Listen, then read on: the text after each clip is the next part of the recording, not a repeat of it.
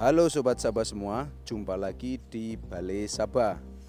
Pada video kali ini kita berkunjung ke salah satu peternak milenial. Ini peternak masih sangat muda tetapi sudah mempunyai close house.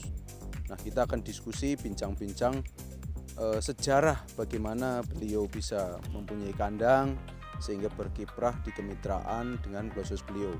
Kita ikuti bersama seperti apa diskusi kita. Ya, selamat sore Mas Fasil. Selamat sore. Mungkin bisa sedikit memperkenalkan diri ke teman-teman Sobat Sabah semua. Silakan. Nama saya Fazil, asli dari Majalengka. Asli dari Majalengka. Ini kandangnya ada di Majalengka ya, Nek. Mas Fasil ini masih sangat muda, masih di bawah 30 tahun ya. Tapi sudah punya kandang yang nilainya miliar. Nilainya miliar. Nah, ini kita belajar bersama hari ini. Saat ini menjadi salah satu peternak mitra di sebuah kemitraan lah ya, kemitraan eksternal bukan pabrikan. Nah, beliau ini memulai usaha dari kandang open, kemudian beliau lakukan upgrade.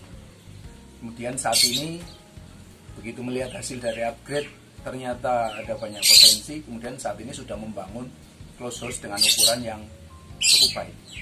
Ini kapasitas 30.000 dan kandang yang lamanya pun masih ada. Jadi total kapasitasnya udah 42.000 ya. Oke. Mungkin bisa di-share pengalaman Pak Fasil dari mulai dulu dalam beternak itu seperti apa? Awal-awal mulai belajar ternak sampai dengan saat ini dengan populasi yang sudah 42.000. Silakan. Awal masuk dunia peternakan itu tahun 2015. Itu nggak sengaja sih sebenarnya.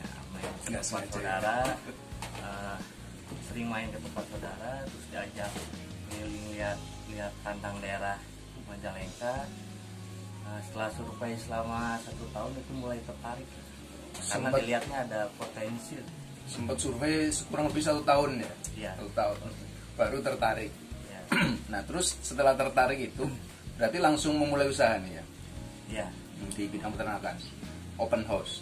Open house. Waktu itu populasi berapa? Populasi langsung 10.000 sih. Langsung 10.000 open house ya. Open house, peralatan seadanya. Belum seperti sekarang lah, masih serba manual. Masih serba manual ya waktu itu ya. Yang namanya open house ya kandangnya. Kalau di sini panggung ya atau 2 lantai? Ya langsung postal. Postal ya, tadi 2 lantai. 2 lantai berarti kalau 10.000 kan bawah 5.000 atas 5.000. Otomatis kalau namanya open ya pasti tempat minum gantung ya. Terus tempat pakan gantung dan sebagainya ya. Seperti kandang open secara umum. Waktu itu seperti apa secara performan di kandang open? Nah, standar sih. Standar ya. Dengan fasilitas adanya, pemanas juga masih pakai Areng. Ya. Nggak begitu maksimal. Nggak begitu maksimal. Kalau kita bicara nggak begitu maksimal ini sudah ke bisnis ya. Ini sudah bicaranya bisnis bukan lagi performan. Akibat dari performan lari ke bisnis. Nah, waktu itu pada saat open pendapatan rata-rata pemeliharaan misalnya kita flat 1 tahun itu per ekornya dapat berapa? 2.500. RHPP-nya 2.500 di kemitraannya. Operasional yang dikeluarkan mungkin per ekor 1.800. 1.700. 2.500 kurangi 1.700 berarti kurang lebih 700 bersih ya. 700 rupiah per ekor ya. Mulai tertarik ke close mulai kapan? Masuk awal 2017 awal. 2017 ya nggak sengaja juga sih main ke tempat teman ada dia orangnya bisa rakitan ya. Kita coba 1 lantai dulu. Iya. Ternyata kan ada perubahan. Lumayan ada peningkatan. Periode berikutnya langsung 2 lantai. 2 lantai. Semi close tapi rakitan. Iya. Dulu mungkin waktu itu belum kenal kan, kebetulan Ya. saya pernah kunjungan ke kandang ini kita mungkin kisaran tahun 2017 akhir atau 2018 ya, tapi nggak sempat ketemu dengan Pak Wasil. Nah waktu itu memang saya sempat melihat kandang ini kandang rakitan ya, kandang semi close atau bahasa yang biasa saya pakai itu close house tidak lengkap, pakai kipas rakitan ada 4 kalau nggak salah ya, atau 5 ya, Ya, 5 kipas ya. Nah itu kipas rakitan, yang namanya kipas rakitan memang masih seperti itu ya, kapasitasnya tidak maksimal, terus tutup belakangnya shutternya belum ada, masih pakai tirai ya, Ya. dan lain-lain. Terus kemudian bagian inlet depan itu masih pakai paranet dan lain-lain. Cuma dengan seperti itu pun sudah ada perbaikan performa. Nah itu masa awal-awal close. Nah kemudian kan mulai mengenal kipas pabrikan dan lain-lain. Itu kapan mulai? Ya, setahun berikutnya. Setahun berikutnya ya? Dari kipas rakitan kita coba dulu yang kecil yang berapa? 36 kan. 36, 38 in mungkin ya. Nah, setelah itu naik dulu kipas rakitan tapi yang 50 inch. Naik yang ke 50 in rakitan ya. Setelah itu baru ke pabrikan. Pabrikan. Oke. Itu belum pakai climate control, masih manual. Manual semuanya. Ya. Jadi kecenderungan di peternakan rakyat kita memang belum begitu banyak mengenal controller ya. Jadi controller itu variasinya tinggi sekali ada. Mungkin rekan-rekan Balai Sabah banyak yang mengenal ada Timetron, ada apa namanya Vento ya, ada Viper, ada mungkin yang lain-lain seperti Big Hudson controller, terus kemudian dari Pericoli dan lain, banyak sekali seri controller. Tapi di peternakan rakyat kita memang masih banyak kandang-kandang yang non controller. Jadi kadang cuma pakai timer gitu ya, timer untuk on off. Kemudian kalau sudah perlu direct berarti dia manualkan, nyalakan manual gitu ya.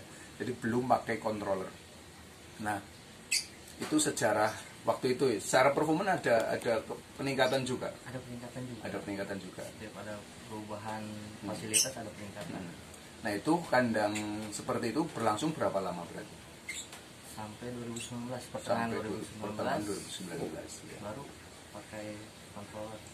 Baru pakai controller. Saat ini pakai controller yang 607 ya. Oh, waktu itu 607 juga. Yang Masih controller kecil ya. ya. Oh masih pakai Omron. Omron. Iya Termostat ya. Ya ini Omron itu merek ya. Termostat ya. Itu timer sebenarnya, timer untuk mengatur on off kipas. Jadi kita sudah secara intermittent kipasnya bisa kita atur pakai timer. Cuma ketika ada yang direct berarti kan manual ya, manual direct sudah ya. Ya tinggal ngelamin Tinggal diatur seperti itu ya. Nah kemudian waktu itu kan satu kandang. Nah ini sudah 2 kandang. Sejarah kandang kedua seperti apa? Ya dari 2019 pertengahan sampai akhir 2020 alhamdulillah lebih stabil, Performa lebih stabil. Ya akhirnya investasi lagi di kandang Yang close house lah. Close house kedua ini. Nah kalau kita melihat nanti kami tampilkan kandang close house yang kedua. Ini kandangnya memang sudah tipikal close house modern, cuma ukuran panjangnya aja yang tidak 120 ya, ini lebarnya 12, panjang 90 ya. Panjang 90. Nah, tapi secara umum ini benar-benar sudah full automatic close house. Nanti bisa kita lihat bersama. Saat ini umur ayam 22 hari. Kalau tidak salah bobotnya 1 kilo 40 gram ya. 1 kilo 40 gram di 21 hari kemarin. Artinya secara pencapaian bobot ini sampai dengan 21 hari ini on the track.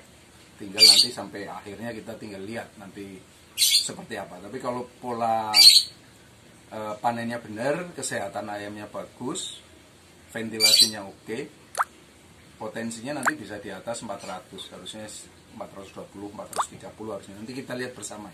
Tinggal nanti melihat feed intake-nya seperti apa, DG-nya seperti apa. Nah, kandang close seperti ini memang biayanya cukup mahal ya. Kalau boleh tahu nih, investasi kandang seperti ini per ekor nyampe berapa? Hampir 70.000. Hampir 70.000 ya. Hampir 70.000 sobat Sabah. Jadi relatif angkanya ya, tergantung material bahan yang dipakai. Tapi memang untuk tipe closed house full automatic kisarnya di 70 sampai 80.000 di angka itu. Tinggal kita mau fasilitas tambahan yang seperti apa di kandang tersebut gitu. Jadi kalau mau bangun full automatic 40.000 ekor, tinggal kalikan saja 70.000 kali 40.000. Nah itu angka, kurang lebih angkanya di situ lah gitu. Cuma tadi disampaikan penghasilannya relatif stabil. Kenapa? Karena ikut kemitraan itu tadi. Kita tahu dunia peternakan kita ini kan terombang-ambing ya. 2019 oversupply, harganya jatuh. 2020 kita dihantam badai Covid, pandemi pertama, harga juga kacau. 2021 sebenarnya sampai bulan Mei harga sangat baik, tapi Juni-Juli kita gelombang kedua Covid. Ini juga hancur lagi. Tetapi dengan mengikuti pola kemitraan, kita sudah tidak memikirkan lagi harga pasar seperti apa. Kita fokusnya adalah bagaimana mengupayakan performa baik di kandang sehingga outputnya baik.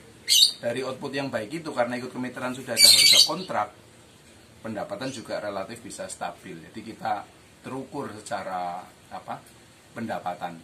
Kalau pendapatannya terukur, stabil, investasi yang kita keluarkan juga secara ROI juga harusnya bisa stabil. Mungkin dari Pak Fasil ini ada saran-saran nih buat sobat sahabat semua yang mau memulai usaha di bidang peternakan. Silakan.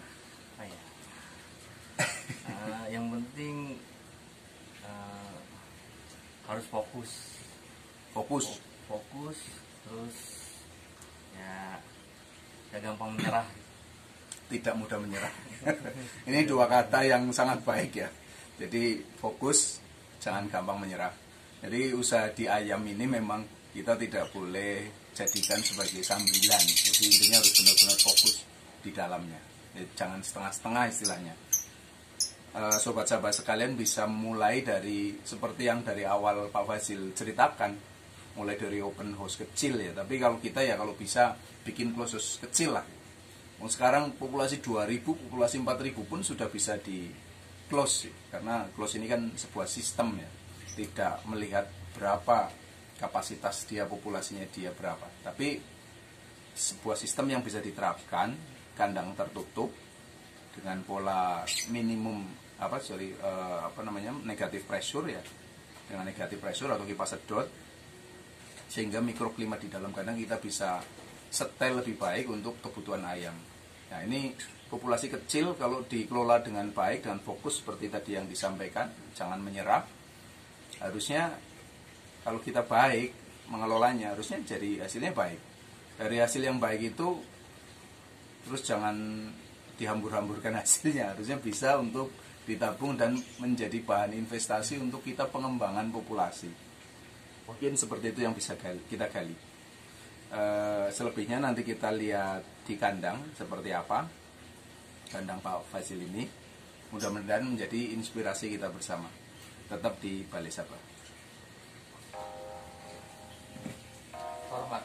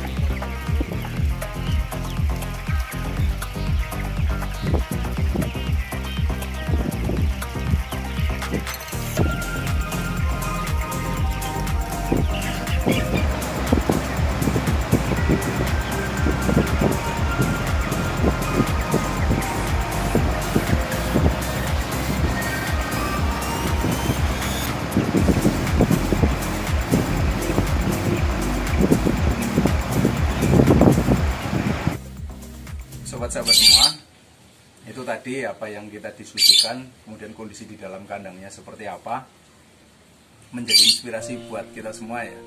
Saya sendiri juga terpacu sebenarnya, kapan punya kandang seperti ini gitu ya. Nah itu kita bisa belajar bersama, kita mulai dari yang kecil dulu. Kalau kita mau melangkah ke arah 100 itu nggak usah berpikir ke arah 100 dulu. Dari 1 ke 5, 5 ke 10 dan seterusnya sampai suatu saat kita bisa mencapai angka 100. Tetap ikuti Balai Sabah. Salam sehat.